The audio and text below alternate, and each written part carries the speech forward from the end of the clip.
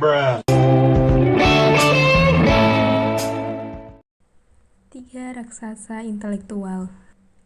Di sana ada Plato dan Aristoteles, di sekelilingnya sekelompok besar para filsuf. Giorgio Vasari, Life of Raphael of Urbino. Sejarah perkembangan pikiran umat manusia merupakan sebuah tema kajian yang sangat menarik. Di situ kita dapat mempelajari bagaimana manusia berpikir untuk memahami dirinya, dunianya, makna, dan tujuan hidupnya. Sebagian mungkin tampak usang, tapi dari yang usang itulah manusia yang datang di masa berikutnya berdiri dan berpijak di atasnya, lalu mengoreksi, memperbaiki, dan mengembangkannya. Seperti itulah kita yang hidup di saat ini, berutang pada hasil-hasil pemikiran generasi sebelumnya.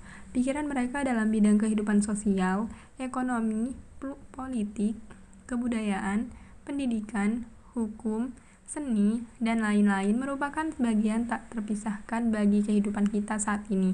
Sebagai murid yang baik dari para pendahulu, kita harus mengapresiasi, mengkritisi, dan mengembangkannya. Dengan begitu, kita akan menghasilkan pikiran-pikiran yang baru, segar, dan aktual. 3 filsuf besar.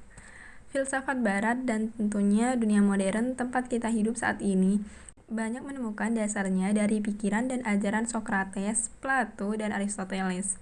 Pikiran-pikiran di bidang filsafat, sains, sosial, politik, ekonomi dapat dirunut kembali hingga ketiga pemikir besar tersebut. Apa yang dikaji dalam semua bidang tersebut telah dipikirkan 2000 tahun sebelumnya oleh mereka. Pemikiran-pemikiran mereka, segala persamaan dan perbedaannya, telah menjadi dasar pijak yang solid selama berabad lamanya. Sehingga ketiga filsuf Yunani terbesar ini telah membentuk sebuah dinasti intelektual yang padu. Socrates 470 sampai 399 sebelum Masehi adalah anak dari seorang pematung dan ibunya seorang bidan. Ia pernah bergabung dengan tentara Athena selama terjadi perang dengan Sparta. Minat sepanjang hidupnya adalah filsafat tentang manusia dan suka berdiskusi dengan orang-orang, khususnya para pemuda di Athena. Dialah yang menurunkan filsafat dari langit, dari pemikiran tentang alam sebagaimana dilakukan oleh para filsuf sebelumnya, dan membawanya ke bumi, kepada manusia, sehingga dapat dinikmati siapa saja yang berkumpul dan mengobrol asyik di keramaian atau di pasar. Socrates sendiri senang berdiskusi di pasar agora. Socrates memfokuskan pada metode memahami sesuatu, mengajukan pertanyaan, memberikan contoh, memberi cerita, dan alegori. Ia kurang mementingkan suatu pernyataan sebagai mutlak benar, dan lebih tertarik untuk memecahkan prakonsepsi tentang apa yang disangka benar. Fokusnya adalah pada pertanyaan dan pada pengembangan berpikir kritis. Dia menggunakan metafora dari bidan yang membantu persalinan bayi untuk menggambarkan cara kerjanya. Ia tidak menciptakan pemahaman atau pengetahuan, tetapi ia menggunakan teknik untuk membantu mewujudkan pemahaman dan pengetahuan. Plato 437 sampai 347 adalah siswa kebanggaan Socrates. Dia berasal dari keluarga kaya dan berkuasa. Nama aslinya adalah Aristokles. Plato adalah nama panggilan. Ketika berusia sekitar 20-an, ia berada di bawah pengaruh Socrates dan memutuskan untuk mengabdikan dirinya bagi filsafat. Plato dapat dipahami sebagai idealis dan rasionalis. Dia terkenal dengan konsep tentang dunia ide. Menurutnya realitas itu ada dua. Di satu sisi ada dunia ide yang merupakan realitas yang sesungguhnya, permanen, kekal, dan spiritual. Di sisi lain, ada fenomena empiris atau dunia kita ini yang merupakan manifestasi dari dunia ide. Fenomena adalah apa yang tampak dan berkaitan dengan materi, waktu, dan ruang, bersifat fana, tidak tetap, dan terus berubah. Bagi Plato, dunia ide itu dapat kita pahami melalui pikiran, sementara fenomena kita peroleh melalui penginderaan. Pikiran jelas merupakan sarana yang jauh lebih unggul untuk mendapatkan kebenaran yang bersifat tetap dan universal, daripada pengetahuan indrawi mengenai alam yang berubah-ubah. Inilah yang membuat Plato disebut rasionalis sebagai lawan empiris. Aristoteles adalah seorang filsuf dan juga saintis yang tertarik pada fenomena alam, hewan, dan tumbuhan. Aristoteles menunjukkan bahwa ide yang dimaksud oleh Plato ditemukan dalam fenomena empiris.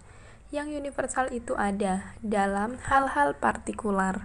Hal ini diperoleh melalui proses abstraksi dari pengetahuan-pengetahuan khusus dan partikular, misal bermacam manusia dari beragam suku bangsa, dengan melepaskan ciri-ciri khususnya lalu sampai kepada konsep umum, yaitu konsep umum manusia. Lagi pula, dunia ide yang ada di luar sana berdiri sendiri dan terpisah dari dunia empiris ini, sesungguhnya tidak ada. Plato dan Aristoteles memang berbeda, namun keduanya memiliki persamaan. Baik Plato maupun Aristoteles sama-sama menekankan pemikiran sebagai penuntun bagi kita untuk memahami dunia. Mereka juga percaya bahwa dunia fisik ini berasaskan pada suatu bentuk tertentu yang eternal dan lebih fundamental daripada sekedar materi. Bedanya, bagi Plato bentuk eternal ini terpisah dari materi. Bagi Aristoteles, hal itu tak bisa terwujud atau unrealizable tanpanya. Ketiga pemikir besar ini telah memberikan sumbangan bagi perkembangan ilmu pengetahuan, filsafat, etika, politik, dan lain-lain, yang menjadi fondasi bagi berbagai bidang pemikiran di masa setelah mereka.